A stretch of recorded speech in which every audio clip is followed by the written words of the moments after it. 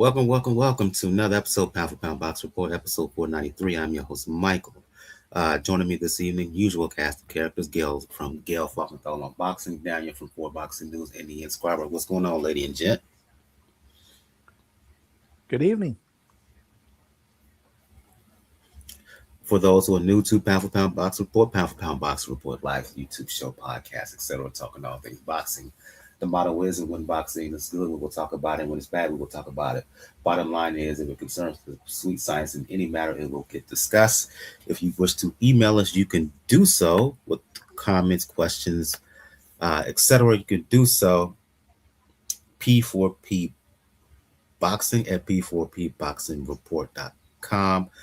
As you see in the description for those who are checking us out on YouTube, you'll see the links where to find Pound for Pound Box Report all over the social media space, links to the YouTube channel, links to the Facebook page, links to find us on Twitter and IG. As I've said announced maybe a month or so ago now, Pound for Pound Box Report does have some affiliates for those who are into all things smell good, fragrances, colognes, perfumes, etc. You can use Pound for Pound Box Report various codes to get 15% off on various fragrances from around the smell good space. As you see right there, MICHAELWP4P for 15% off on all things from Navrad and Nazar fragrances. And for Harmony Parfums, you can use the code Mike15. Last but not least, if you wish to donate, thank you so much, Blitzball.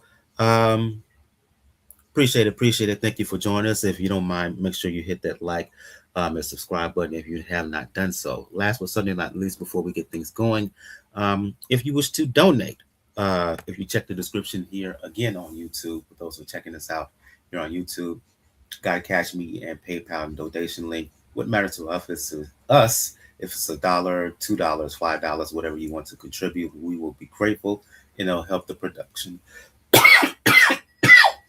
Excuse me, behind the scenes. Let's get things going, everyone. Let's recap some boxing that happened both during the weekend and earlier today in Japan. As always, go with ladies first here. We still call it StubHub out in Carson, California. To kind of connect the title with the actual meat of the show, the return of Diego Pacheco, highly ranked 168 pounder, had taken some time off to deal with some personal issues outside the ring, kind of had a whole transition of his team inside out, and that included a new trainer. He's now being trained by Hall of Famer Buddy McGirt. Pacheco returned to the ring to face Immanuwel Aleem, and I go to you, Gail, and in the lead up to this bout, there was pretty much a consensus for most pundits, myself included, that for Pacheco, he needed to not just win, but win impressively. And for the most part, he did that, right? Controlled the action throughout, punished and pounded Aleem with body punches in particular, which are your favorite punches in all of boxing, right? Aleem, tough as an oak, but just the accumulation of shots, the accumulation of damage that he took, just proved too much in the end. Pacheco ended up winning by 11th round stoppage. Now, we talked about this a little bit before the show. On my end, from my timeline, checking out the post-fight commentary on Twitter, because I refuse to call it X, I saw various comments talking about Pacheco in comparison to the rest of the division, which has overgone a transition, particularly in the aftermath of Bud Crawford's win over Canelo last year, Bud retiring, giving up all the belts, new champions now at 168. I saw quite a few comments of saying that Pacheco may be a little bit overrated. Pacheco, he wouldn't beat WBO champion Hamzah Sheeraz. He wouldn't beat IBF champion Oslis Iglesias of Cuba, right? Now, after the fight, Pacheco called for a bout with Jaime Munguia, but I think we're pretty much agreement. Yeah, he did that. But do we think that fight is going to happen in the immediate future? No. Uh, your overall assessment of Pacheco's performance, and in terms of what I relayed to you right before we hit the live button, thoughts about uh, the criticism that at least I saw from Pacheco post fight. Well, Pacheco, to be clear, did not take time off, but he has relocated back to his original home in Los Angeles, has left Team Benavides because he wanted to see what he could do to sharpen up his approach. And he has now teamed up with Buddy McGirt. From what I observed of them interacting, even though it's only been one camp, and what Buddy has already been able to do, Buddy is known as the jab whisperer for a good reason. And even after one camp, watching Pacheco, his jab was greatly improved in the variety of uses for that tool. You could use a jab, half a dozen ways in a fight, and all of them are effective depending on what you want it to do. Do you want it to distract the opponent? Do you want to pepper the opponent over and over with a straight, stiff power jab? Do you want to dangle it in front of his face so that he doesn't see those body shots coming from the other side? Now, Pacheco did all three things very well. I'm going to be very interested to see what he can do when another camp passes by. But what Pacheco knew he needed to deliver was a knockout. He's 20. I'm going to make sure I stated the record correctly. So after Saturday's fight, he's 26-0 with 19 knockouts, meaning he came in with an undefeated record of 25 fights with 18 knockouts. Not a bad record. And a lot of boxers would like to have that record. But his last three fights were all decisions. He knew to move the needle to get people interested in him again, as they were a few years ago when he first appeared, that he really needed to deliver a knockout. And his last knockout just happened to be his last fight in Carson at that very same arena 2 years ago, taking out Macias Sulecki with absolute ease. I think he had him out in the 6th round. So he went to work early using the jab, winning rounds. He could have fought on the outside all night long if he wanted to. I mean, he is not quite Sebastian Fundora, but he is every bit of 6'4" with a 79-inch reach. So he had all that advantage. But Aleem's strategy was to make the fight rough, a little bit dirty, a lot of clenching, not let Pacheco get the proper distance to fire off at him. So finally, a few rounds in, Pacheco said, "All right, fine. You want to play it that way? We'll play it that way." And then he switched his attack to add in all of the body assault. And I can tell you, sitting feet away in that arena where sound carries as it does, those body shots were vicious. They weren't just bouncing off Aleem. He was drilling him on both sides. Credit to Aleem. He had never been stopped before Saturday. He wasn't about to. It was something Lester Martinez couldn't do, who was Aleem's last opponent. And I was at that fight as well. So watching the contrast between seeing Martinez go after Aleem and Pacheco after Aleem, Pacheco was the superior opponent in that he had more tools to use. He switched them up, and he knew what he needed to do to get the crowd on his side. He did. He finally, got the referee Ray Corona to stop the fight. Ray had been hovering for several rounds. He was going to pull Aleem out at the first sign that he could, except that just as Corona, as he's just lurking around, you could see him almost about ready to insert his hand in between these two guys. Just as he's about to stop the fight, Aleem would fire back and reset the clock again to his peril, because that meant he took probably 2 rounds of additional punishment that he didn't really need to. But, you know, he wanted to go out on a shield.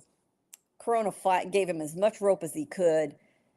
At the beginning of the 11th round, he stopped and asked the ringside physician to look at him.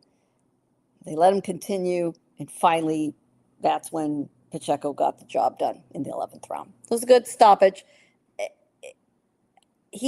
Pacheco had won on the cards every single round to that point. There were 3 scorecards, pardon me, of 100 to 90. So, you know, say what you will about Pacheco's performance, you know, he was smoking him every single round. But in this very competitive division with a lot of power punchers and very exciting personalities, that was the kind of fight that Pacheco had to deliver. I will tell you, on the timelines we are seeing on the West Coast, and in particularly in California, and I'll narrow it down to Southern California, where the Mexican-American fan base is very knowledgeable and very fussy about what they're watching. That's the kind of fight they wanted to see. They all went home happy.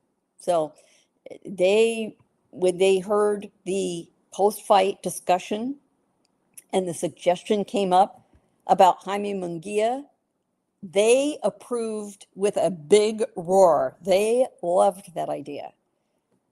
Later, behind the scenes, as we got to the dressing room for a little bit of a huddle after the fight with Pacheco and with Eddie Hearn admitted, well, it's probably not going to be the next fight. Okay, I think we're going to give him one more camp with Buddy McGirt. We're going to bring him back to this venue in November, and the likely opponent will probably be Armando Resendez, which will be a good matchup and a good crowd-pleasing matchup for those fans. He did leave the door cracked open, though. He said, but if we hear from, Samson Lukowitz and Munguia's people, and they want to talk about a fight, he said, then we're going to have some hard decisions to make.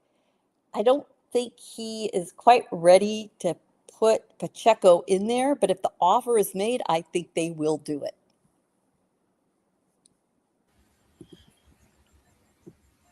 In a proposed match, well, they said Munguia. The issue with me is that if that fight were to occur,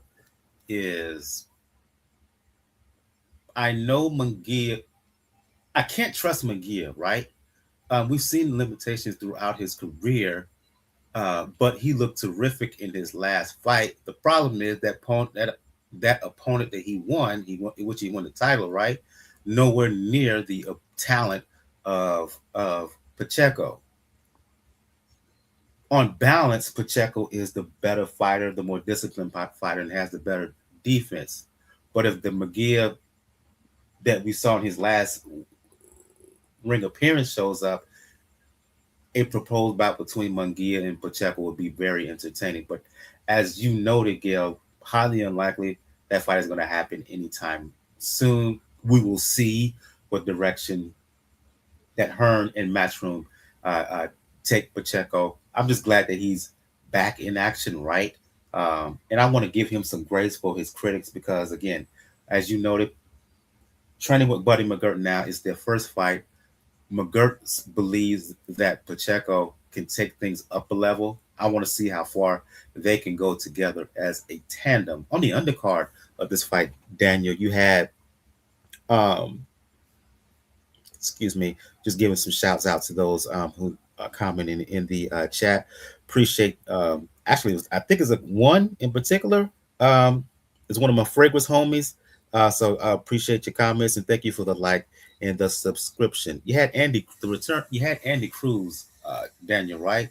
Mm-hmm. Last time we saw Andy Cruz, good effort in a fight against Raymond Muratalla, world title try for Cruz, but he came up short as Muratalla put on, I would argue, the best performance of his career. Cruz returning, he was supposed to fight Albert Bell, but Bell kind of bowed out of that fight to take the world title fight with Mason. Bell coming up short. We talked about that in our last episode, right? So Cruz instead fought Abraham Montoya. Easy work for Cruz. the big news of this fight, Daniel, was that Andy Cruz announced that he's going back down to 130. Do you think that's a good decision on his behalf at this stage of his career? I would say yes. I think there's an open area um, for Cruz, particular if it includes the winner of the bout that's in the negotiation between Emmanuel Navarrete and Oshaki Foster. Um, Even that scenario, I think Cruz could beat a whole lot of fighters at 130 pounds. I think he can win a world title at 130 pounds. Your thoughts about Cruz moving down from 135 to 130, apparently? If he can safely make the weight, then why not? Because 130 is pretty open right now. Like the main consolidation you mentioned is Navarrete versus Foster. And if he can maintain the same poise that he showed in this fight, they will go way. It will go a very, very long way because this fight, he just beat the daylights out of Gonzalez. He did, but Child's like, play, Daniel. Child's play. It wasn't even that child's play. Like this is one of the things that I want to make sure that people get. Like, I know some people didn't, at least aesthetically, didn't like the fact that Thomas Taylor stopped the fight when he did. But one, Thomas Taylor is one of the best referees in the sport right now. All around. And two, like, you could tell soon, I think we're in round 2, once Cruz rocked Gonzalez, it was a wrap. I even tried to get, I know Thomas Taylor tried to get the doctor to say that maybe the jaw's broken, maybe we need to stop this for the fighter's sake, but it didn't happen.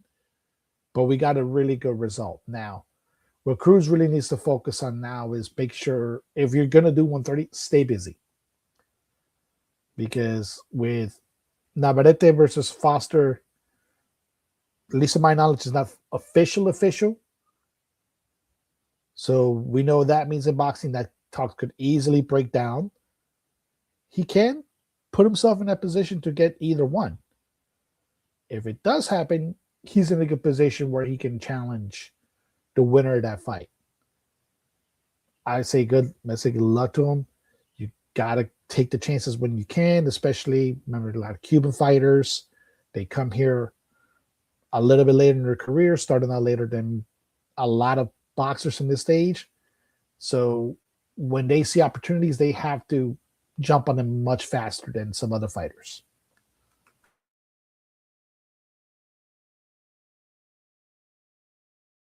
Follow up before we move on to some news here and go over these fights, which are a whole lot. Junior lightweight is going to be his new division now. What direction do you think he will go?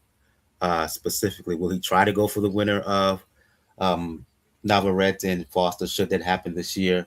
And let me put that in there, especially when you consider that I'm hearing that this will be Shock Foster's last fight at 130 pounds.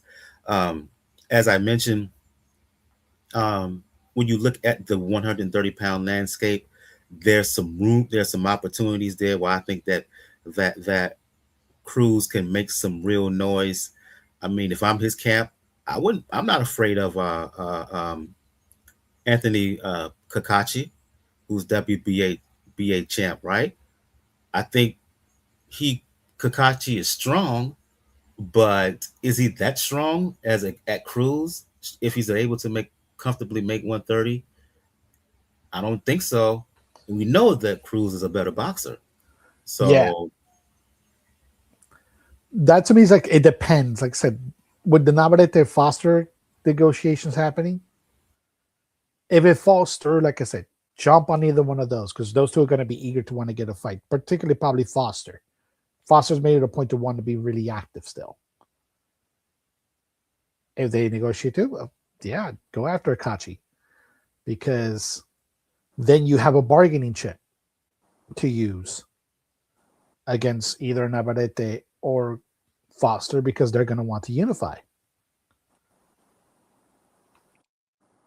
The other wrinkle, however, is that Navarrete's former last opponent, Charlie Suarez of the Philippines, who arguably won that fight until it devolved into a messy business after Navarrete was cut and damaged so badly. Suarez fought this weekend on the Pro Box card and blitzed his opponent with a first round knockout. Suarez and his management team are demanding that the WBO order the rematch with Navarrete immediately. His fight was a WBO eliminator, which he won, with ease. I mean, he went through Manuel Avila like a hot knife through butter. And Suarez, you know what? He may have, he may not have looked dangerous, but he's undefeated. He's now 19-0 with 11 knockouts. Yeah, he's 37. He's gotten a late start, but a lot of it's because he's been serving in the Philippines military, most of his adult life. So stay tuned, everybody. Indeed, the last fight we'll talk about. I'll recap that because I had to cover it earlier this morning for 3kingsboxing.com. Shout out to 3kingsboxing.com, your source for pure unadulterated boxing information. The entire staff and crew over at 3 Kings 2K, the man behind 3KB, Bo, senior writer, head of media relations. You've heard him on this show numerous times in the past. I'm a senior writer for 3 Kings Boxing. Shout out to the other senior writer, Picard. Shout out to all the contributors behind the scenes. Shout out to Red, who does a lot of editing and a lot of work on the site behind the scenes, him as well as 2K. Shout out to them. Last fight we'll talk about, I'll touch on that because I had to cover it earlier this morning in Japan, in Tokyo to be specific. Kenshiro Teraji, right? Two-division champion at 108, two-division unified champion, matter of fact, at 108 and 112, moved up to 115 pounds, fought Israel Gonzalez for the vacant WBO belt at 115. That is the belt, one of the belts that Bam Rodriguez vacated, as Bam Rodriguez has moved on from 115 to 118 pounds. Teraji is getting up there in age. He's 34, but he had more than enough to deal with Israel Gonzalez, put him down twice, right hand, counter right hand in round 2. Beautiful series of combinations in round 11 for the second knockdown. Comfortable win.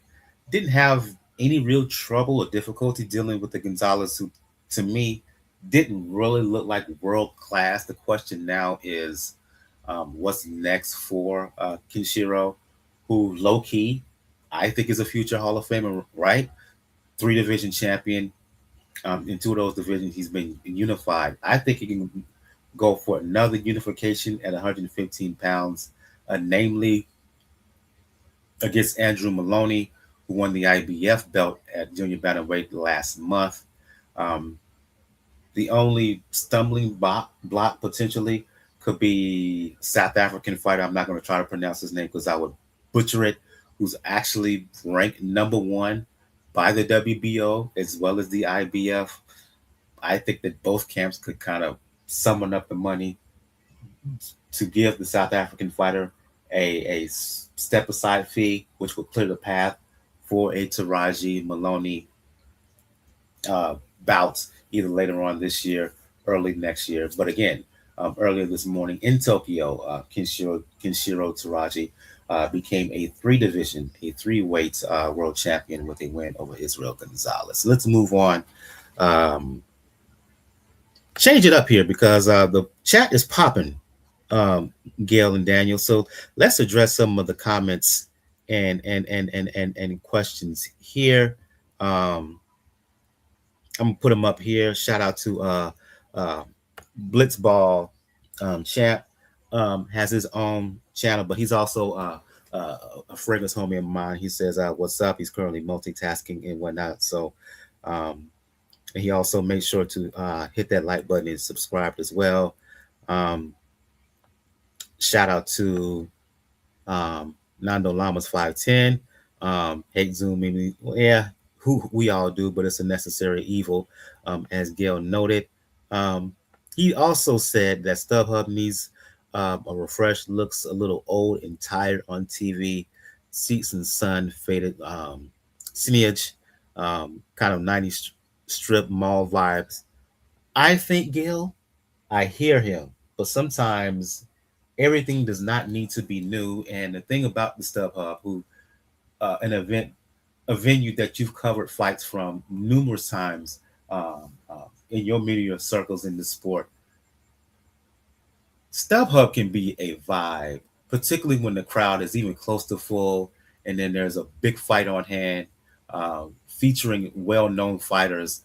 Um, StubHub can still be one of the best venues in all of boxing. Your response to Nando's comments about StubHub, Gail? So what's wrong with a little 90s strip mall vibe? In all seriousness, I recommend, I rarely do this, but I wrote a lengthy column looking back at the history of the StubHub Center. Prior to that, it was called the Home Depot Center, and its true name right now is Dignity Health Sports Park. The card on Saturday was its 60th boxing card. That venue was built for tennis, not for boxing. It is next door to the soccer designed stadium that is the home to the Los Angeles Galaxy, Major League Soccer team. And that venue, maybe the signage is a little outdated. I'll grant you that. But I challenge you to go on nyfights.com, or my Twitter feed, which is under my name, and take a look at the column where I went back and picked the top StubHub fights of all time. And there's video for all of them, folks, and it's highlights. So you can crank through there and look through some of those top fights. The first series of fights that put that place on the map was Vasquez Marquez, and I swear there needs to be a statue. Oh my gosh! Talk about violence. Vasquez Marquez set the tone, and there needs to be a statue of those two guys out front. A lot of us in the community have been talking about that for a long time.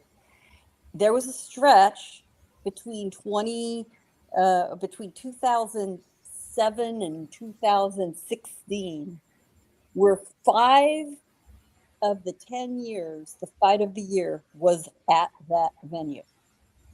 And what was also amazing to see on Saturday among the crowd, this is a predominantly Mexican-American crowd, folks.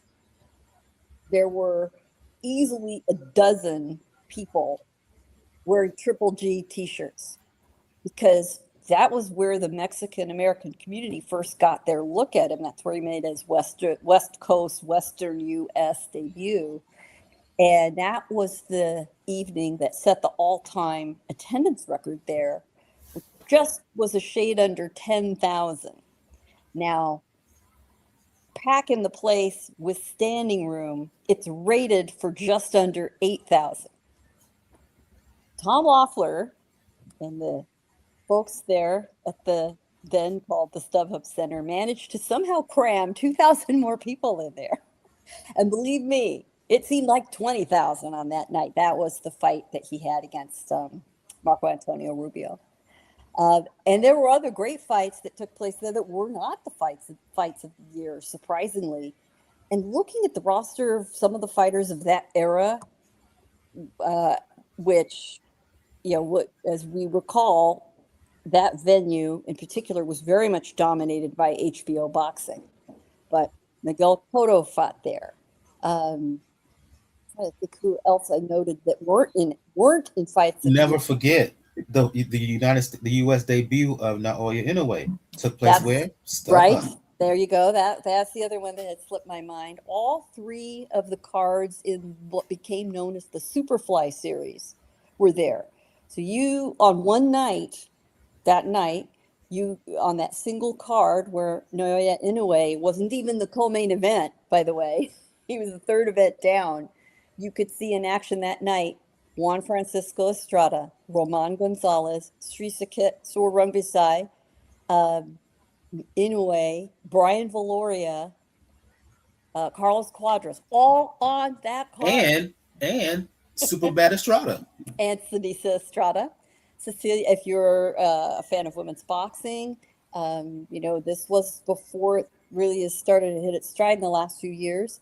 But Sinisa fought there, Cecilia Brækhus fought there, Claressa Shields fought there, Callie Reese, who has now gained enormous fame as an actress, fought there.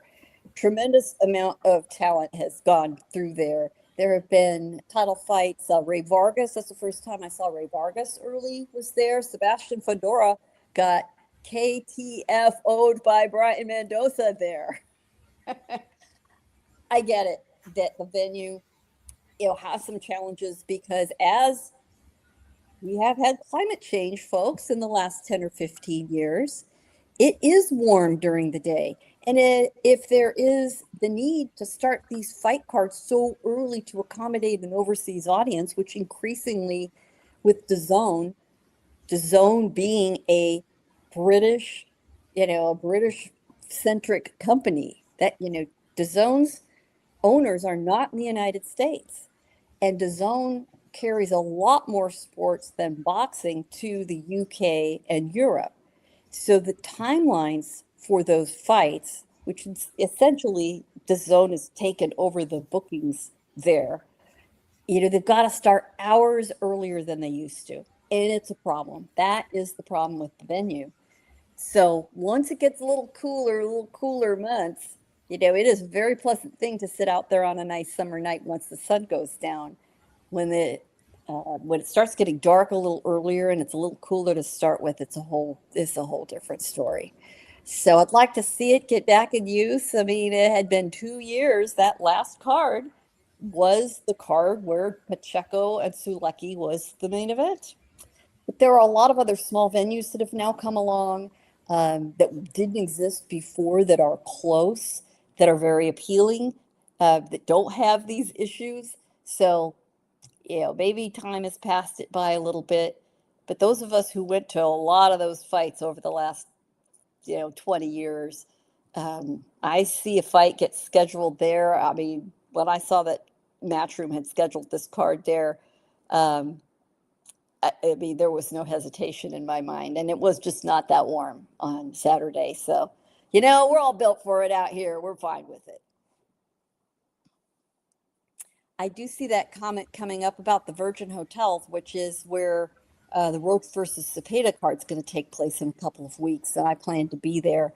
That venue, that building, before it was the Virgin Hotel, was the original Hard Rock Hotel Las Vegas with a theater. And it is set up for music acts. So it is truly a theater. But it's not a bad venue. You're right on top of it. It seats I think a shade over 3,500. I have seen fights there back when it was still the Hard Rock, and it was just fine. In fact, that is the first time I saw Franchon Cruz DAZN, who won her first title there. It was a huge upset. That's the last fight I can recall seeing there. I'm looking forward to being there, to be right up on top of these guys. Being able to watch Roach and Cepeda from, a few dozen feet away, sign me up.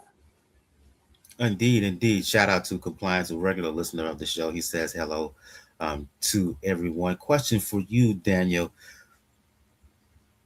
A few shows back, maybe a month or so ago, a couple of months ago, actually, we talked about Lomachenko announces his return.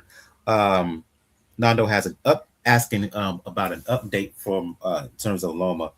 Made a big deal a few months ago, then radio silence. Have you heard anything? If you want to chime in as well, Gail. The status of the comeback of Vasyl Lomachenko. Any word on who he if he has anybody set up, or if his camp has anyone set up to fight maybe later on this year or early 2027? I haven't heard anything particularly yet about any opponents that are already lined up, but it may feel also that the way the rumors came about, it was more like a feeler just to see like if there's any hype to seeing Loma come back, because one of the things that you need as a boxer, especially when you're trying to make a comeback, you need the audience to be there with you. And obviously with the ongoing war in Ukraine, a lot of that audience that may be keen to Loma obviously paying attention to elsewhere. And a lot of times you stay away long enough, the division may leave you by. And that looks to be a situation in that area, because fortunately, as good as Loma is and as much in shape as he can be, the drawing part may not be there anymore, at least compared to what he may want to draw the money that he wants. Because that's the other factor. We have to take into account that he's probably asking for big bucks. So if he's asking for big bucks, especially in this environment where right now the only way to get big bucks seems to be you either have to make a deal with Dana White or you have to make a deal with Turkey. And a lot of times it almost feels like you're making the deal with the same person. Indeed. There's another question that Nando asked. I'm going to hold off on asking that until we get to the preview some of these fights this weekend. Let's get to the actual news here. Not a lot of news to talk about, but one main story that broke today. We've talked about Teofimo Lopez a lot on this show, right? Hasn't been in the ring since the loss to Shakur Stevenson. He is signed to fight Roland Romero later on this year. Other news that dropped earlier today. I'll go back to you on this one, Daniel. You can comment, Gail. After rumors that he could move on to Zuma, Teofimo ended up signing with Matchroom. We all know the years of beef that he's had with Top Rank. I just think that Top Rank had just said enough of this. Kind of silent agreement to let him go. Thoughts on Teofimo signing with Matchroom? What can they do with him, or a lot of that contingent on how he fares against Rolly later on this summer? Let me step in here for a second. Teofimo Lopez did not sign with Matchroom.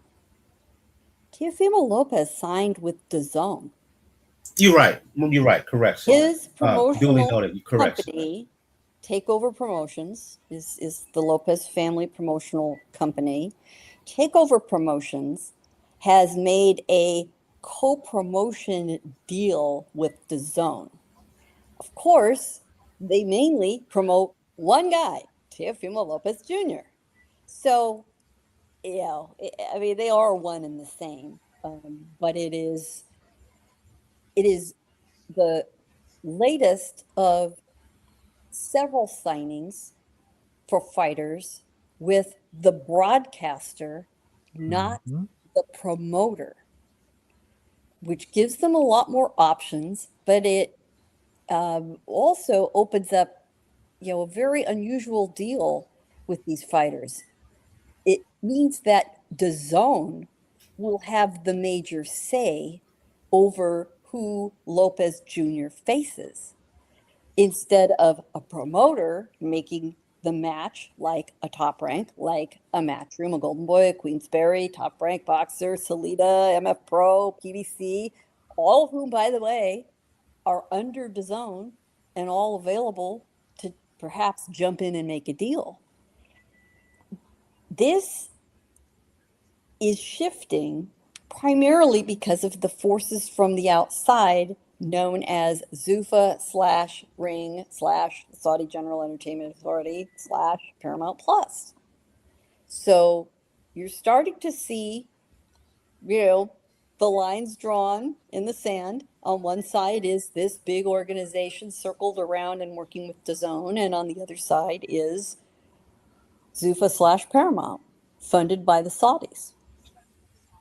So we're going to have to see how this all works. It is a multi-fight deal, according to their statement issued this morning, saying that they now have access to a, quote, expanded field of potential opponents across DAZN's unmatched roster of fighters. Well, imagine us saying that Manny Pacquiao fought for HBO. He didn't fight for HBO. He fought on HBO. But it is a very different universe we're dealing with right now. These are not licensed broadcasters or even linear cable outlets. They are streamers. They do not have the sort of same regulatory or competitive environment or conflict of interest that broadcasters do. So we'll see what happens. But, it all will mean nothing until we see how Lopez fares against Rolly Romero, which is a signed fight, done deal long before this got signed. Coming up on Saturday, August 22nd at the T-Mobile Arena in Las Vegas. Yeah, that's the main thing. Yeah, notice that it wasn't him signing with Matchroom, but it is a bit surprising to me, at least, that he didn't just go straight to Zuffa. Which probably means that the terms that he got from the zone are probably pretty favorable to him. Because if you remember, Teofimo really dragged Top Rank into negotiations to get the deal that he felt he was owed. Now, Top Rank gave him that deal. Whether or not he lived up to that deal, that is up to the fan to decide. No, he didn't. Not fully. There you go. But the main thing that falls into it is, you're seeing a little bit, a return a little bit to the old guard and the way the old things were done. Because it used to be like, that you made the contracts not only with promoters, you also made them with the broadcasters, because normally they used to be hand in hand. Case in point, obviously, one other great trilogy fights, Eric Morales versus Marco Antonio Barrera. If you remember how heated that the interviews were post-fight, even though, again, like Gail's correct, Morales was signed to Top Rank. Barrera wasn't saying, "Oh, Top Rank chose the wrong champion. They picked the wrong champion." He said HBO. That's the symbiotic relationship that you're seeing right now between pretty much what has become almost like an Avengers level meeting of every promoter that is not Zuffa, that is not Dana White, versus Dana White and Paramount. And while Nando's correct, there has been talk, mainly because of the way Live Golf imploded, of the Saudis maybe starting to tighten the purse strings a little bit. Because one of the things that they've always wanted to do, besides showcase Saudi Arabia being quote unquote progressive, even though we know that is far from the truth, they were also using that money to try to propagandize the audience into believing that they were actually a government or a country that you want to spend your money on. Otherwise, people know it as a sport washing. Obviously, the big test is probably going to come actually next April, because WrestleMania is actually going to be in Saudi Arabia. And we'll see how that fares out. But the fact remains is also, we have to remember, this is now also a Paramount that's now fighting the courts to clear their merger with Warner Brothers. So you might want to strike with the iron that's hot and trying to get fighters in, because Zuffa may start getting distracted. The money glitch may be actually being patched. And at the end of the day, a lot of times the way the things were done, always return to how it's done. And I think you're starting to see a new version of an old model now, what the zone, particularly what the zone is doing.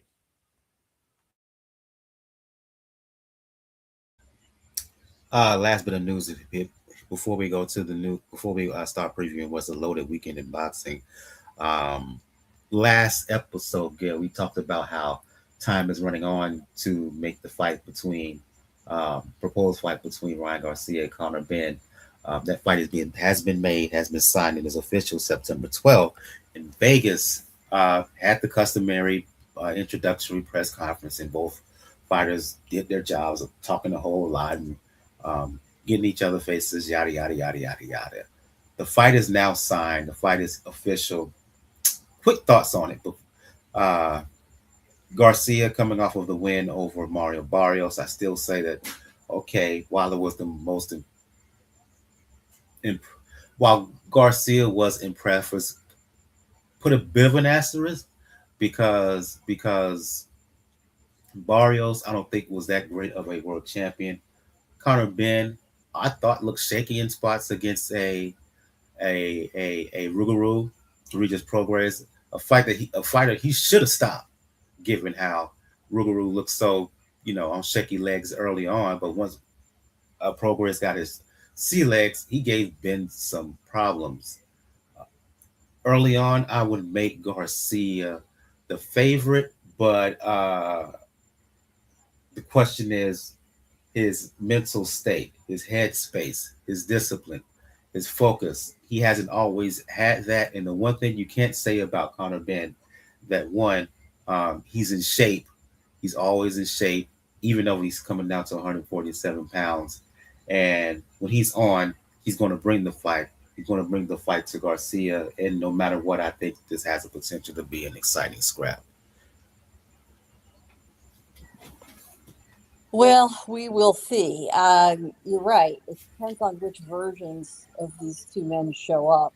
Now, the same version of Ryan Garcia that beat Barrios shows up, but Conor Benn is in trouble. And I think the odds makers agree with me. Right now, Garcia is about a plus 350 favorite, if I recall. Benn isn't quite underwater that much. But if we look at Benn's track record, his best fight was the second fight against a very, washed, frankly, Tszyu. He was dead at the weight, absolutely dead at the weight. Yeah, really, really had a problem. So, it was really, to pull a phrase like shooting fish in a barrel, it really was. So we don't really know what Benn's ceiling is. I think he's going to have enormous trouble with Ryan. He does not have the best defensive skills. And even when Ryan isn't quite right, as long as he is letting his hands go, the kid could punch. That left hook is no joke. It is something everyone talks about for a reason. Although in the Barrios fight, it was the right hand that was catching Barrios over and over and over. I think Benn is in trouble. He's going to cash out a massive payday to do this fight. I think as long as Ryan's, dialed in, stays on track where he was against Barrios, he has no trouble with Conor Benn. I mean, just none.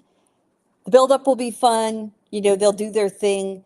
I will say, I was, surprised that this is kind of the modern version, these guys that shows up, screaming and yelling at each other. But, they have not had a news conference yet, to be clear.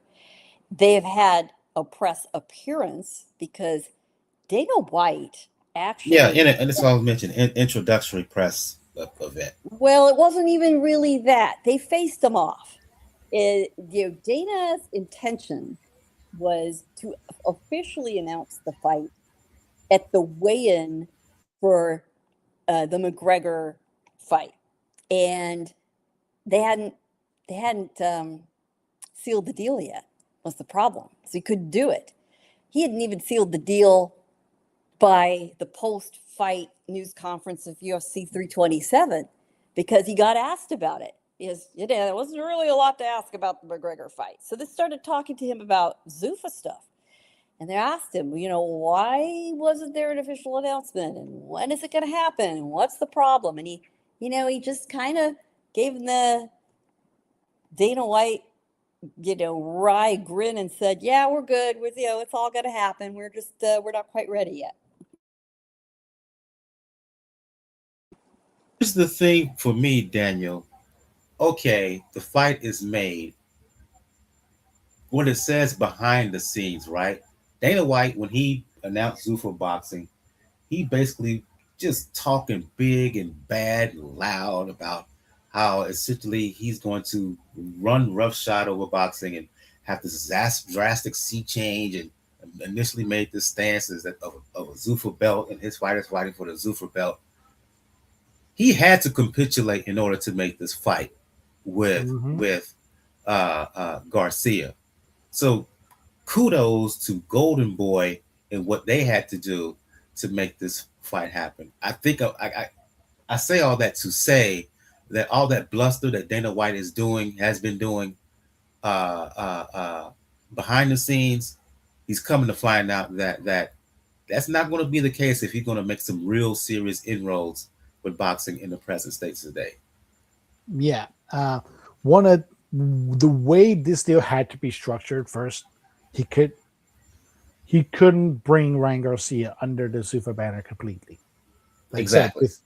This is going to be a co-promotion side. Now, there's a bit of confusion of which side is going to get the DAZN broadcast and which side is going to get the Paramount Plus broadcast.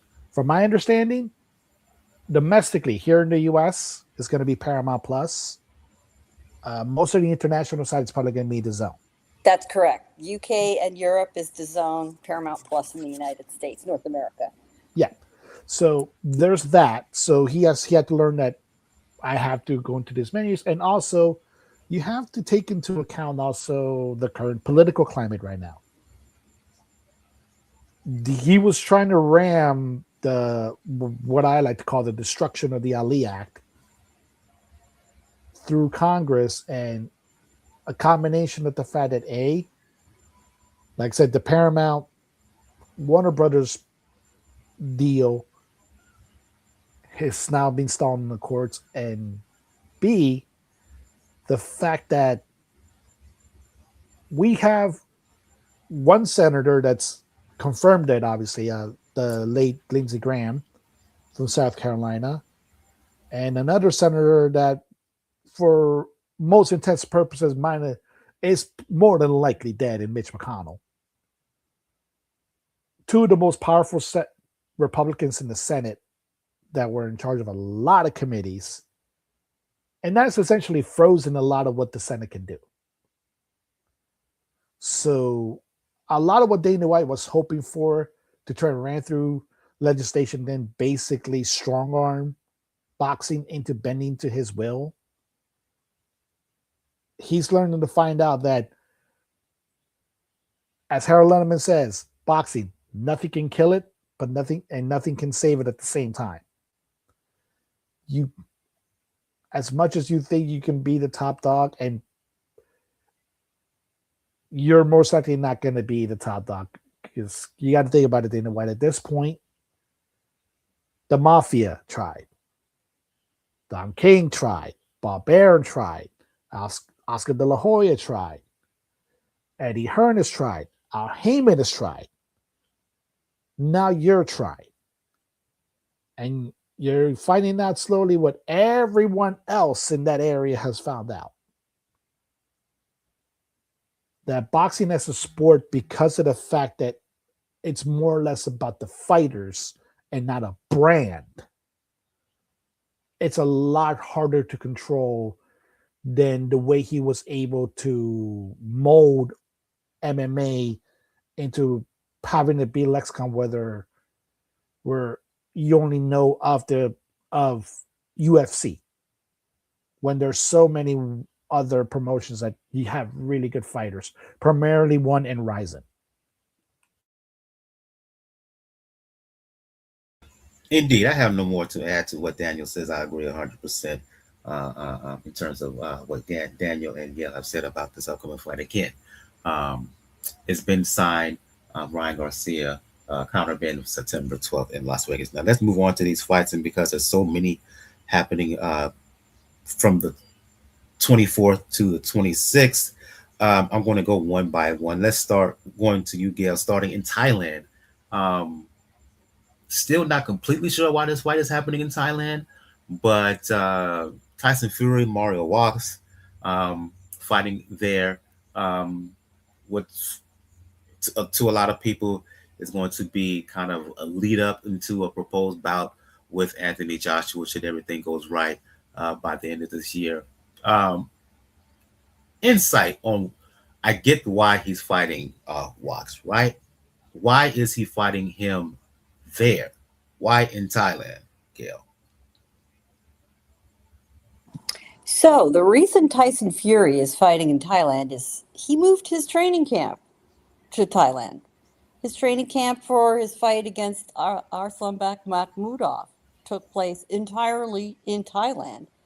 And apparently Fury has become very enamored with the country. His current training is still going on there. And he wanted to figure out a way to get another little bit of work in before, a possible fight with Anthony Joshua, depending on what happens this weekend. He didn't want to sit around waiting until that fight. This fight is being staged, in theory, as a charity event. He says he will be donating all the proceeds, all the ticket sales from this fight to the community in Thailand where he has been training and living as a thank you. I suspect that Mariusz Wach, who's all of 46 years old, and by the way, has had 3 fights in the last 12 months at age 46, for which he's 1-2, by the way. I imagine that Wach is either a current or former sparring partner. And the truth is, just about every heavyweight much older than 25 or 30 has been a Tyson Fury sparring partner. Go down the list. So I'm imagining he said, Right.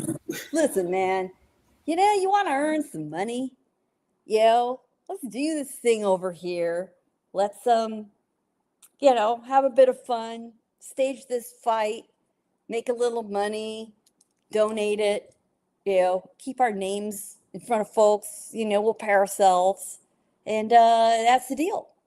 Now, there's no current North American broadcast that we know of. We also know there's always ways to find this stuff. And I wouldn't imagine that some kind of streaming or YouTube broadcast or something is going to come up. If not, folks, are you really, hanging your whole weekend on seeing this fight? I'm not thinking you are. We'll see highlights if nothing else. But this is sort of a good time where, some money can be spread around and, his, new local followers and fans in Thailand and the people he has been working with can get a little benefit from it. Now I mentioned or we mentioned that this fight with Fury is a setup for a fight with Joshua. Joshua makes his return to the ring. We had last time we see him, he was toying with Jake Paul before he broke his face back in December in Miami. Joshua returns to fight Kristian Prenga. From what I've seen of Prenga, okay, he's good size, but has he fought any world-class competition? Even this version of Anthony Joshua, who I think is not in his prime anymore, mid-30s, no. That being said, Joshua should win, and he should win rather comfortably. Yeah. Hell, if the training with Usyk has any indication, he should be right for this fight mentally and physically, and that alone should carry him over. It should, but like Fury did with Wach, this, like I said, this is pretty much supposed to be a gimme fight in preparation for that fight in more than likely it's going to be Wembley. As much as I think they want to bring it to the US, it's a UK fight. The Fury and Joshua. It should be in the UK. It should be Wembley Stadium, and that's probably they want to make sure that it's safest way to get to that fight. The problem, unfortunately, is, and this is my main worry when it comes to both Fury and Joshua in this scenario, particularly Joshua. Sometimes when you get things served on a silver platter, Joshua has shown that sometimes he misses the platter. Obviously, the most famous example is is his American debut at that time against Andy Ruiz, a late replacement opponent. I think a fight that we can pretty much safely say may have forever changed Anthony Joshua's career.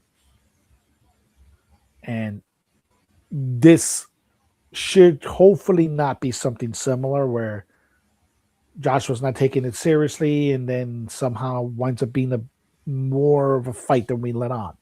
But I think Joshua also understands that you're only going to make the money that a fight with Fury in the UK is going to make. Not to add, go ahead. No problem. I say not to mention also the prestige that people have been waiting for. Folks, this is the British Maypac. For all intents and purposes, this is the British Maypac. So as long as the British audience have been waiting for this fight, we were waiting for Mayweather Pacquiao. Hopefully, though, the fight doesn't turn out as much of a disappointment as Mayweather Pacquiao does. Yeah, shout out to Nando who commented that what the question is Joshua versus Fury, the British version of Floyd Mayweather and Manny Pacquiao, a huge fight that's well past its prime. Great comparison. I tend to agree. On the undercard of Joshua and Prenga, which is going to take place in Saudi Arabia, Hamzah Sheeraz, who we talked about a little bit in our discussion about Diego Pacheco, well, his name was mentioned, fighting some Simon Zachenhuber. Okay, I don't want to be dismissive for what I've seen of Zachenhuber. How can I put it? If the Sheeraz that we've seen, minus the Carlos Aramis fight, shows up, particularly the Sheeraz who destroyed Berlanga, this is going to be a showcase fight for the champion. Am I wrong? No, you're not wrong. Simon Zachenhuber fits the assignment. He has a record that looks good. It's 29-1, 18 knockouts. He's 28 years old. He's several inches shorter in height than Sheeraz. He is German, and with the exception of a bare handful of fights, all his fights have been in Germany. With one exception, they've all been nearby. I think that he had a fight early in his career in Austria and one in Switzerland. The big notable exception on his record was in in April, he fought in London at Tottenham Stadium. And that was the big fight. That was the Fabio Wardley and Dubois fight, I think. I'm trying to recall exactly which fight that was. I'm going to check to tell you. So he appeared on that undercard, and that's where his single loss comes from. That was on the Fury Makhmudov undercard. So he was there to fight Pavel August, of Great Britain, undefeated young super middleweight, and he lost that fight. It was just a 6-rounder, by the way, by referee decision, 58-56. So he's packing his lunch pail and putting on his hard hat and coming back. He gets it. He understands the assignment. This is what, a working class journeyman boxer does. I mean, he's even had another fight since then in March. So this is a guy that he's there to fight for money. That's his thing. He's not making big money. He just stays busy so he earns a decent living. That's where he's, that is where he does have at least a little bit of an advantage. These guys who do stay busy, once in a while, lightning strikes, right? I don't think it's going to strike this weekend. It's keeping Sheeraz busy in front of what they hope will be, a decent audience, although that is going to be questionable because how much interest in this card is there, really? I mean, where's the serious promotion? I hadn't seen it. Well, this fight is not aimed at the United States. It's not. They don't give a shit whether we watch or not. This fight is priming the UK audience because should Joshua look good in his return, remember, he hasn't had a fight since he ran through Jake Paul and then suffered that vicious car accident in Nigeria. So they need to get a look at him. And it's a smart thing to do. The presentation, we can all question it, but this is not aimed at the North American audience because the Joshua Fury fight is not aimed at the North American audience. This is a British fight for a British audience. That's what they're teeing up. So they're bringing in Prenga, who, Daniel, I'm be surprised if you hadn't crossed paths with him. He is a regular on the Atlantic City club circuit. That's where he comes from. Yep. He has been based in Atlantic City for quite a few years, trains there. He'll serve the purpose. Again, a little bit like this German opponent. Record looks good, serviceable. He hopefully won't embarrass himself. He's gonna train as hard as he can and give a good, honest effort. But he's not threatening. And same for Sheeraz's opponent. Decent record, will try hard, not threatening. Yeah, also on this card, Daniel, Josh Kelly making the first defense of the IBF 154-pound belt, fighting a guy by the name of Agyarko, right? I mentioned I was going to hold off on a comment in the chat, and I'm going to post it right here now. Nando says, no more Miss Mandos. What he means by that is mismatch mandatory title defenses in reference to this fight. He says at 154, he wants a 154 championship tournament immediately. Kelly versus Boots, Fundora versus Virgil, culminating in a massive undisputed fight next year in Las Vegas, 2027 for Cinco de Mayo weekend. Comment. Sounds too much like right, so it might not. So it probably won't happen on that timeline. But this is all in context of this upcoming fight with Josh Kelly. I think that Kelly, the speed, right, the athleticism, hand and foot will be too much in this fight, assuming that Kelly is focused, and we saw the form that he showed for the most part, for most of his fight, of his win against Murtazaliev to win the belts. Your reaction, Daniel? Yeah, I can pretty much agree. This is one of those things where it is a mismatch. It is a mandatory. And I completely agree as far as trying to get a tournament going now. Obviously, the opponents might not actually be the same number, but it might be the other ones that are fighting against each other. Because obviously Virgil and Boots have been circling each other for years at this point. And like I said, Fundora has shown he's an action fighter, but he can be clipped. Like Gail famously mentioned, he can be clipped. So that would be fun to do. And you're correct. Unfortunately, a lot of times in boxing, if it makes sense, it likely will not happen. But at the same time, like 154 is ready. It is ready to have a feel that it's an important division again.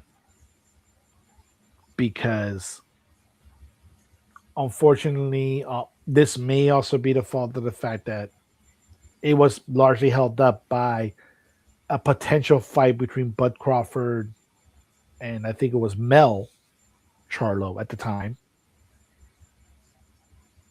Fortunately, that held up a division. It froze it for a good amount. It just now started to get a little bit free into it. So hopefully, like I said, we can get this going. But this should be easy work for Kelly. Like I said, look, a lot of this card that you've seen has been easy work, and it should be as such. Before we move on to other fights, a question in the chat for everyone here from YMYU2. He says that Andy Ruiz is back and has signed with the Zone. Do you think he has anything left to be competitive against the British heavyweights? He is our last hope for American heavyweight champion. I disagree with that last point, but I see why you made it. I go to you, Gail, and then you can follow up, Daniel. You'll respond to the question at present, please.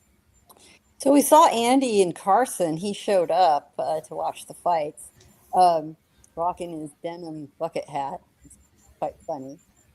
He looks pretty good.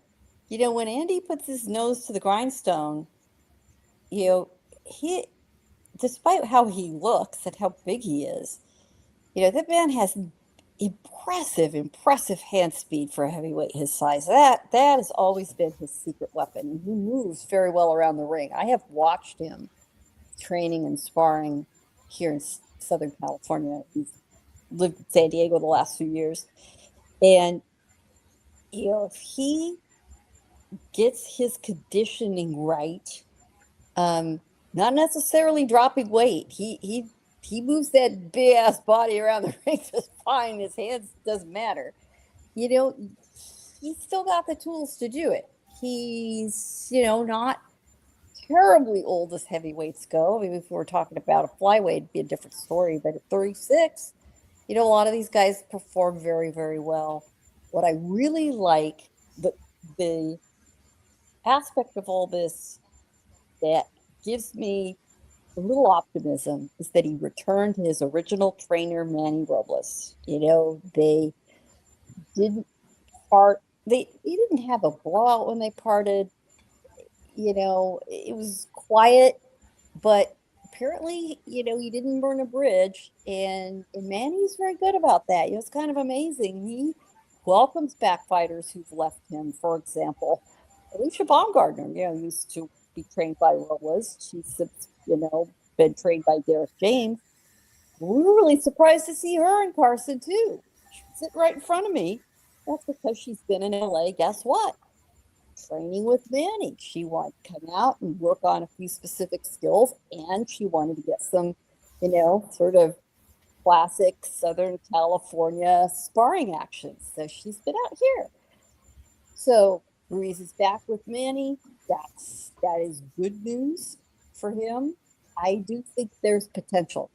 Nando, I will say this: he is not the last great American heavyweight home. No, he's not. No, he's not. If that's the case, recommend you to look at Joshua Edwards, who appears, you know, to be the most hopeful, you know, young American heavyweight prospect, and of all things, he's a Golden Boy fighter, which is very interesting.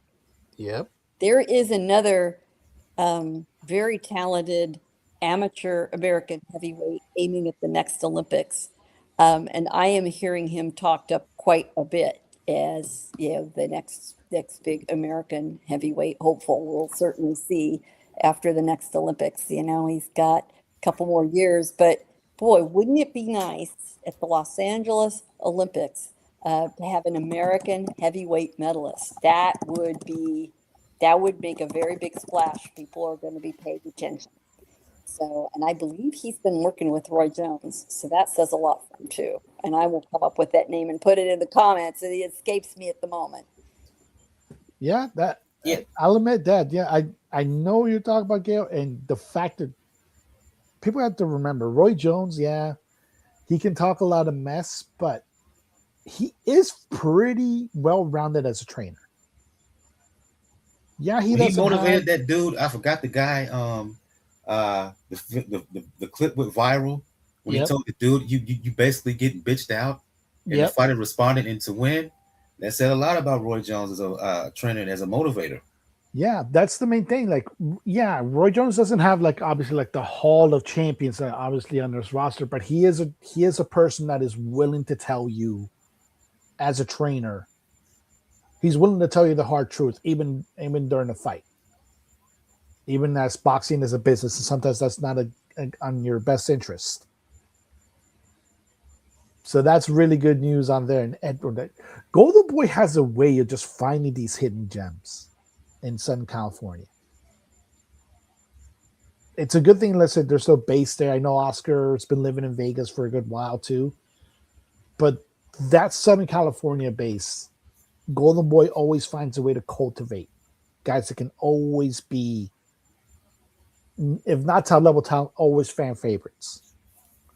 That's always been the case. And when it comes to Andy Ruiz, first of all, I love the fact that they respect Manny Robles.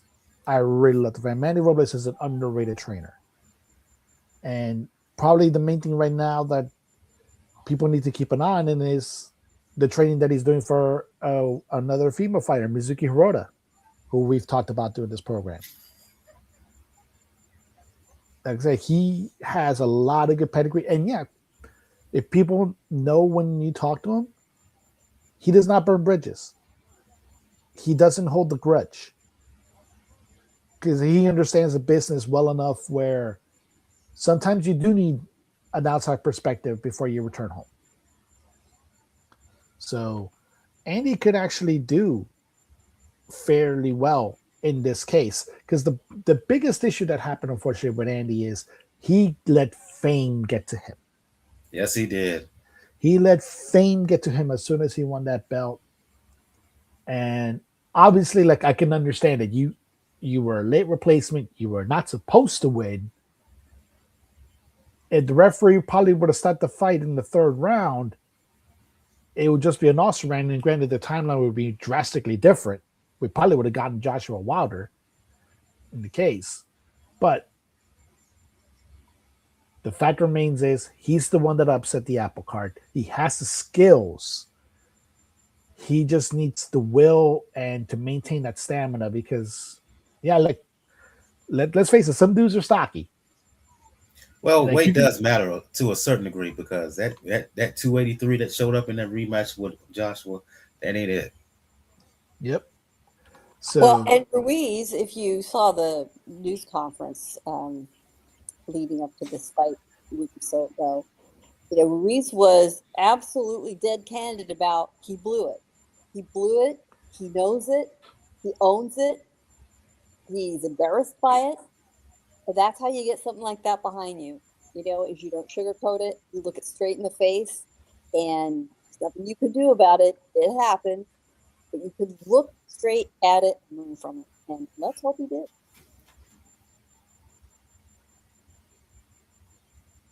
I see you pop this up. So the young heavyweight I was mentioning is Joseph, and if you look at his last name, it is Alwindonya Jr. He was the gold medalist at the recent World Under-19 Amateur Tournament. He was just part of the elite performance team, made the medal rounds of that main tournament where we did very well, USA Boxing in February. USA Boxing has got some really strong candidates for 2028. The kids know that the Olympics are here in the United States, so they're very motivated. Some of the talent that, might have signed a pro contract and moved on, they're hanging in there because they know, 2 years from now, this major world stage, this launching pad for young boxers, an Olympic medal is still very meaningful, and they're going to hang in there to see if they can't get their shot. And I do think finally having a Summer Olympics here in the United States, we might finally have another gold medalist. The last medalist we had, the only one we had from Paris, was Amari Jones. The only two that we had from Tokyo were our two silver medalists, which were anybody? Trivia? Anybody? Silver medalist, Keyshawn, And Richard and Torres. And yeah, Richard Torres Yep. Jr. Richard Torres Jr. Yeah. Yeah. So our last gold medalist was.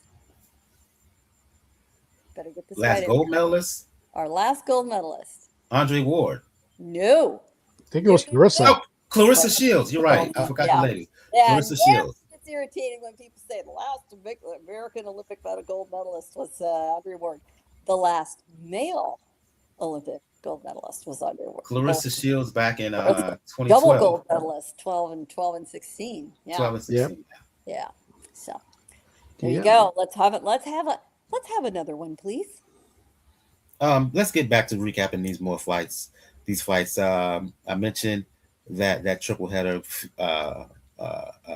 Joshua, Prenga, Sheeraz, and Zachenhuber, Kelly, and Agyarko.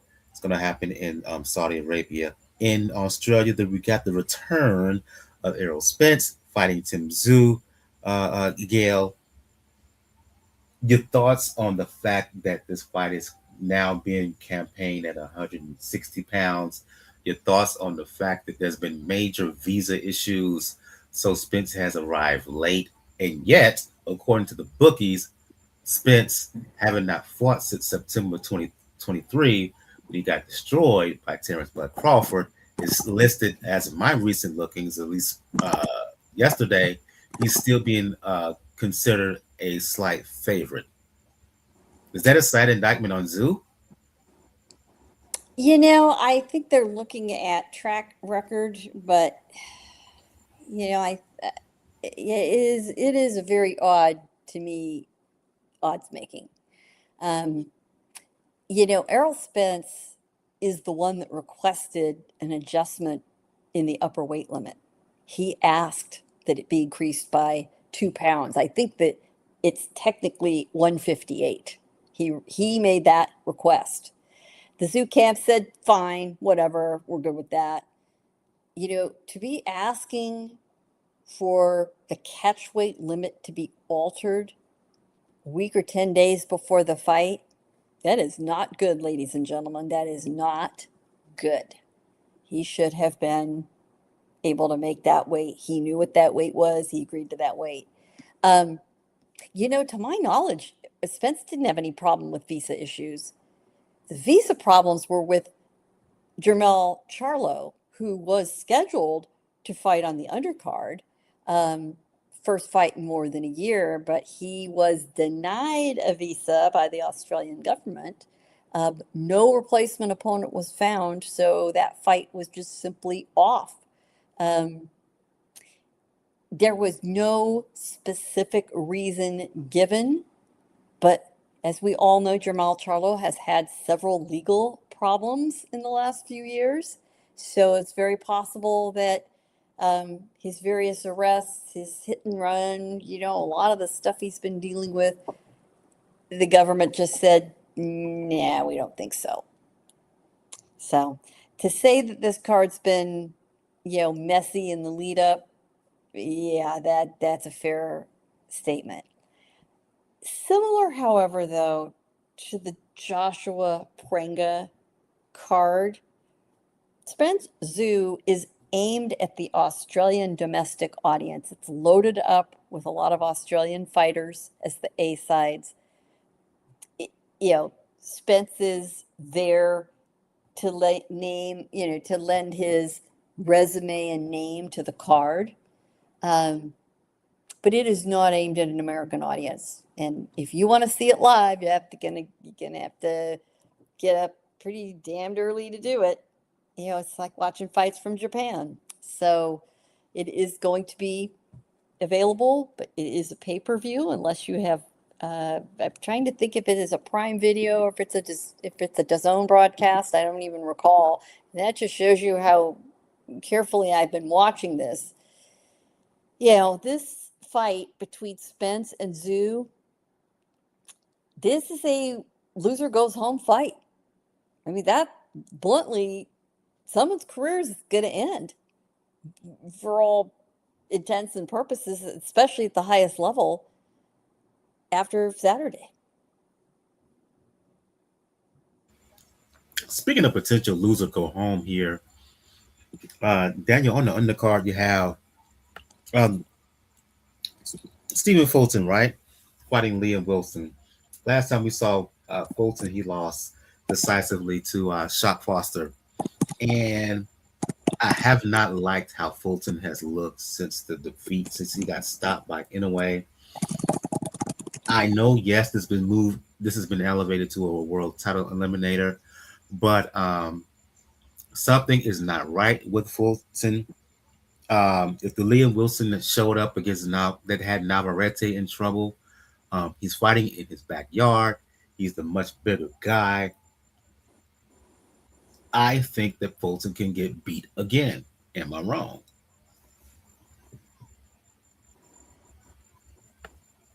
Yeah, that's the main worry because you're going back to the Ochaki Foster fight. I can say he hasn't really looked right since the Figueroa fight. Because we could still make the argument that Figueroa actually won that fight. And unfortunately... You talking about the first fight? Yep. Okay. Yeah, like I said, he hasn't looked really completely right since. At least in my eyes. And unfortunately, particularly after that loss anyway, this is kind of a crossroads moment when it comes to Fulton. And especially when being lined up against somebody like Liam Wilson's, in their backyard, somebody who can fight, who showed that he can actually rise up to the occasion of at least be a world championship challenger. And this fight is for the position to do that. Hopefully that may be enough motivation for Fulton, but unfortunately we haven't seen that being the case a lot of times lately. And if he does lose, particularly if he does lose fairly well, you would really have to sit down if you're Fulton's team and decide whether or not it's actually worth it to keep going. Spence and Tszyu, Fulton, Wilson, it's going to happen again in Australia. That's all going to be on the 25th. On the 26th, lastly, the return of Edgar Berlanga Gale in New York, in his backyard, fighting Stephen Butler. We all remember Berlanga. We talked about it briefly. You're talking about Sheeraz. He got destroyed by Sheeraz, right? He's made a whole bunch of excuses, basically accused Sheeraz, intimated that he was cheating. No, Sheeraz was the better fighter and dog walk you. That being said, Gail, Stephen Butler, the one thing that Berlanga has, he can punch us somewhat, right? Maybe not the power that he showed, maybe not prove not to be the puncher that we saw in his early career when he was just basically giving guys that he could knock out. But he's up against the Stephen Butler, who don't have a chin, right? Berlanga should win. In my opinion, he should win by stoppage because I don't think that Butler has the whiskers to deal with the size and the power of Berlanga. Yeah. To say that Butler doesn't have a chin, boy, that is truer words were never spoken. So Butler is 38-5-1. Every one of his 5 losses was a knockout. Every one of them. And, some of them, no shame in being knocked out by Janabek Alamkhanli, which he was. But he was also knocked out by, I think, a very underrated Japanese fighter for the time he was active. Ryota Murata, who enjoyed seeing in person in actually one of his big upset losses against Rob Brandt. Remember Rob Brandt? That was quite the fight. Back on. But the way he destroyed him in the rematch, though. Yeah, boy, he did. Yeah, he got his revenge. He had a bad night at the office, and he rectified that. But that his last Butler's last loss was against Patrice Volney, so kind of a mid-level Canadian prospect that they fought for regional Quebec title, and he it was a stoppage in the ninth round. So he wasn't out cold by any more. It was more of an attrition stoppage. But that was 2 years ago. He has won 4 fights since. And he lives and dies by the sword because, if he loses, he gets knocked out. If he wins, he's knocking someone out. He has not heard the final bell in let's see, he's had 44 fights. He's only heard the final bell 6 times. So it's the kind of fight that, yeah, we all, have a pretty good idea of what's going to happen. But that is the Zuffa model. They're going to deliver up on a platter to the viewers, many of whom on the Paramount Plus platform are new to boxing, right? They're looking for something to watch on a Sunday night. They've got Paramount Plus, for whatever reason, maybe they're watching all the Yellowstone stuff, or, some of the other, or they're UFC fans, right? And they're like, oh, yeah, Dana's boxing thing. They're going to have this thing on Sunday. Oh, maybe I'll watch that. They cannot be dishing up a sweet science tactical fight to those fans. They have got to deliver action, carnage fights. Berlanga, Butler, that's the ticket. I mean, Butler's nickname, by the way, is Bang Bang. So, give you an idea. Though, with a puncher, wouldn't it be something if he's got that puncher's chance? He absolutely does. That he takes Berlanga out after Zuffa spent all that money signing him. There's enough intrigue to make me want to watch. Seriously. And last bout we're going to preview, Daniel, is Richardson Hitchins, former champion at 140 pounds, right? Mm-hmm. Moving up to make his welterweight debut against Ricardo Salas. Now, I'll say it, and I'll speak for myself and myself only. The way he embarrassed himself. The way he pulled out of that fight with Duarte, issues with weight, quote unquote, but from the PR and from a boxing psychology standpoint, it was weak sauce. The way everything transpired, in the mental gymnastics perspective, and just outright trash talk, for lack of better words, Duarte had his way with him, and boxing and real boxing aficionados knew it. No matter what excuse Hitchins tried to give. So for me, I have a personal spotlight on him because his rep took a serious hit in the aftermath of that fiasco.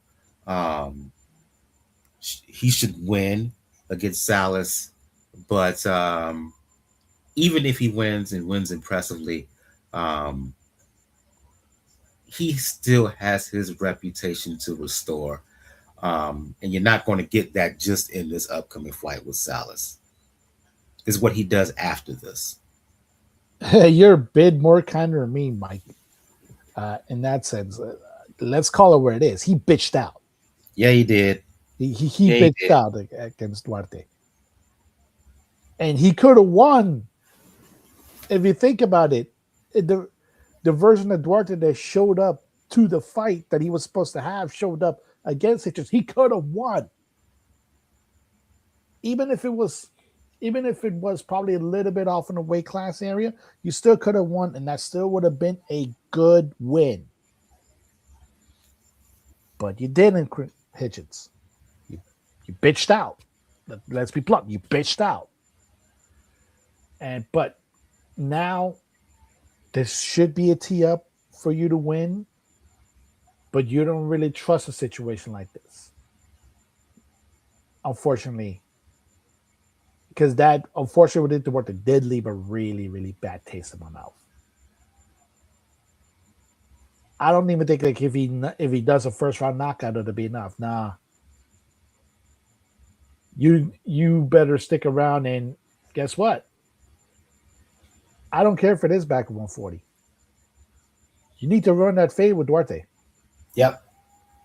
You need to run that fade because that's one of the main ways you can redeem yourself. Other than that, you're always gonna have that black mark in his face because all that's gonna tell me is if you see anything potential that may not be the best scenario for you, all I'm going to think about is that you may be bitching out. Yeah, because Duarte kind of pulled his card, and we're going to leave it on that note. I really want to thank everybody who joined us in the live chat because it was popping. Shout out to Nando. Shout out to YMYU2. Shout out to Restorance. I'm just scrolling up here, make sure I get everybody. Shout out to Restorance. It's someone I'm missing. I'm scrolling up. I mentioned Compliance. I mentioned Blitzball champion, Blitzball champ, excuse me. I want to appreciate all the comments and the questions because a lot of comments, a lot of questions, and we really appreciate it. Make sure y'all hit that like button. Make sure y'all hit that subscribe button. That way you'll get notifications for future episodes or even shorts from Pound for Pound Boxing Report. We want to go around the panel here. We begin with ladies first. Going to end with ladies first. Gail from Gail Falkenthal on boxing. For those who want to talk about all things. From Gail Falkenthal on boxing and NY Fight, excuse me. For those who want to talk any and all things the sweet science, let the folks know where they can hit you up. Oh, I think you just did. It's nyfights.com. YouTube is Gail Falkenthal on boxing. You see my name there on the screen if you are watching. And I'm sorry, you gotta have to spell it, but there's no one else even close, so you'll find it. I have some interesting video up. I have part of a very small scrum with Eddie Hearn after the Pacheco card, in which he diverged off on several topics, one of which was the dealings between Dana White and Oscar De La Hoya for the Benn versus Garcia fight. That was fascinating. He also talked about the fact that UFC light heavyweight undefeated star Paulo Costa showed up in Carson. Well, he told us the reason why. It looks like he is going to sign Costa as the latest person under the new Matchroom talent agency. And then he let fly that he's had at least a dozen UFC fighters contact him and that he is learning everything he can about the mixed martial arts promotion business, looking towards the future. Very interesting. Also have an interview with Albert Gonzalez, who put on a spectacular performance, Chop Gonzalez. You'll see all that on my YouTube channel. Those interviews are usually also featured within articles at nyfights.com. I go to you, Daniel from Pro Boxing News Indians Grabber, for those who want to talk boxing, for those who want to talk any and all things pro wrestling, for those who want to talk any and all things Miami Heat when it comes to the NBA. Let the folks know where they can find you. You can see that. You can see all the socials there, folks. Ruckus99, RAWKZ99. Let's catch me on there. On Twitter. Fuck you, Elon. Never calling that X. I said Blue Sky, Threads, IG.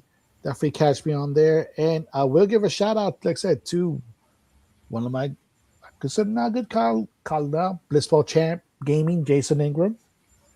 And by anybody does as well, we have also been with other friends that have been involved in a wrestling space or like to talk wrestling.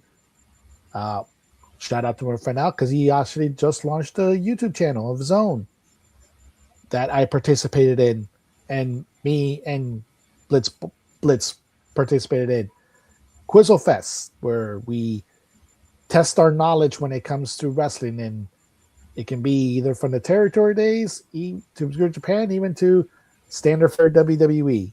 Definitely catch you on there. everyone's watching in, and thank you everybody for all the comments coming in. We hope we can always provide as much lively show as we can do every week here.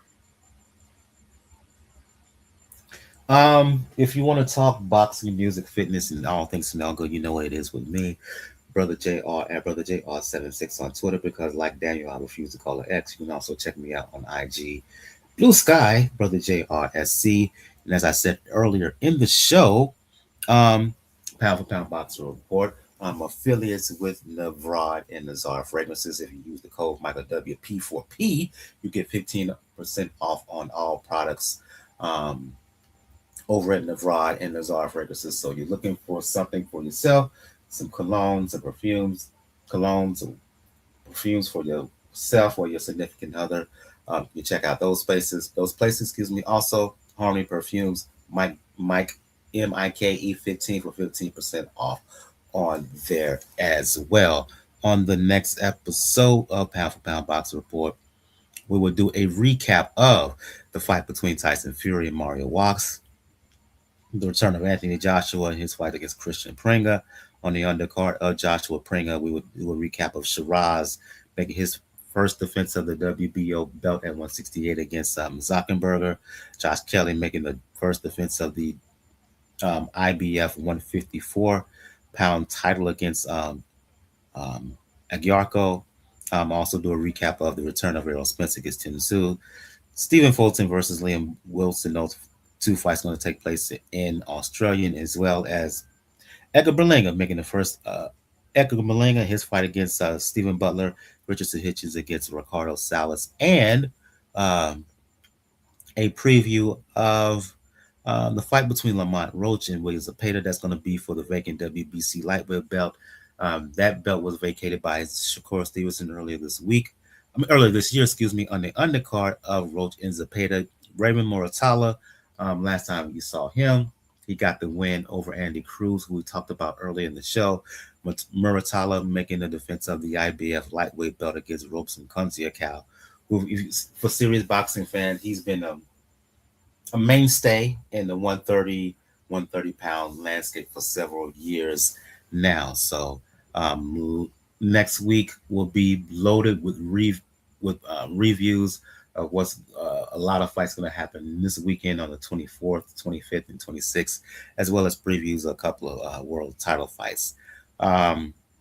Before we leave, I want to acknowledge, turned out to be a bit of sad news, and that is the passing of one Hannah Rapp, who passed away.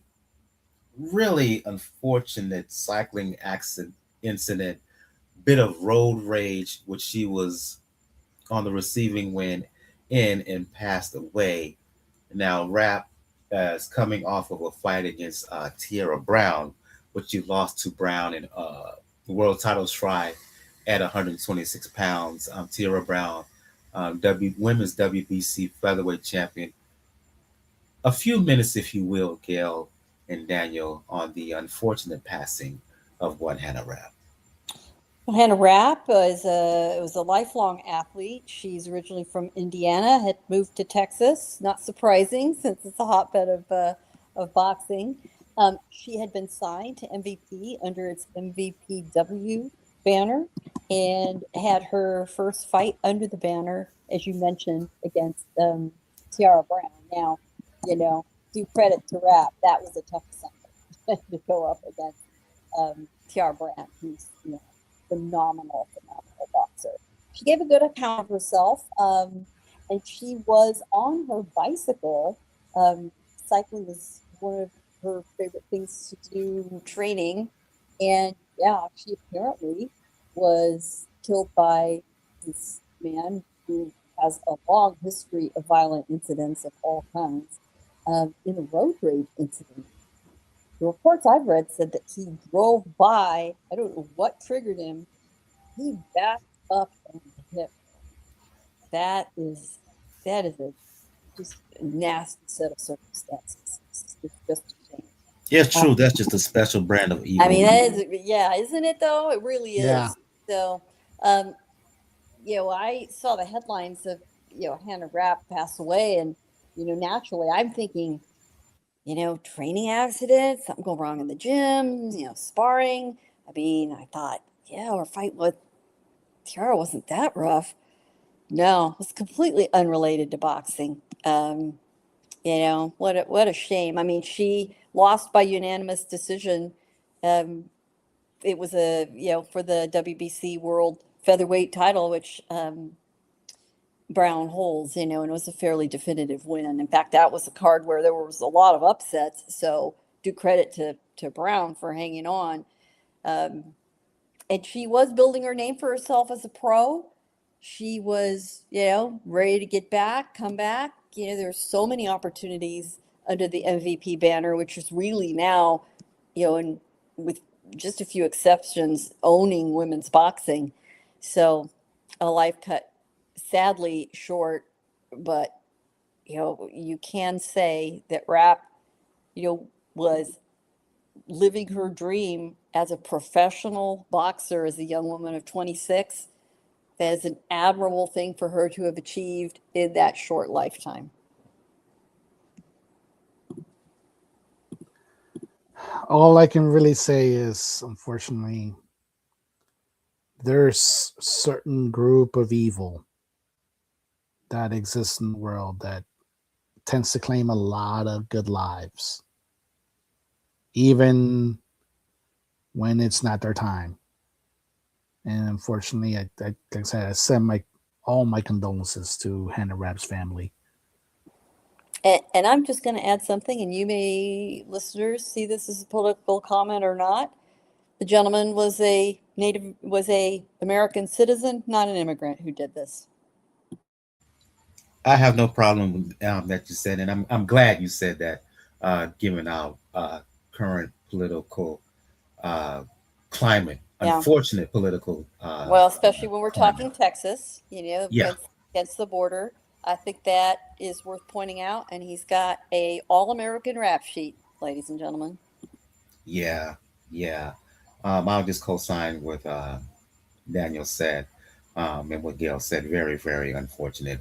Our thoughts and prayers and our condolences. I speak on their behalf. Get Daniel's and Gail's from here at Pound Box Report to the family, friends and loved ones of Hannah Rapp, who again, this past weekend news broke that she passed away as a result of an ugly incident.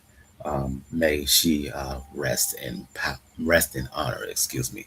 I hate to end things on that sad note, but it would be remiss if I didn't mention that news because she was and still is in memory, in legacy, a member of the boxing community.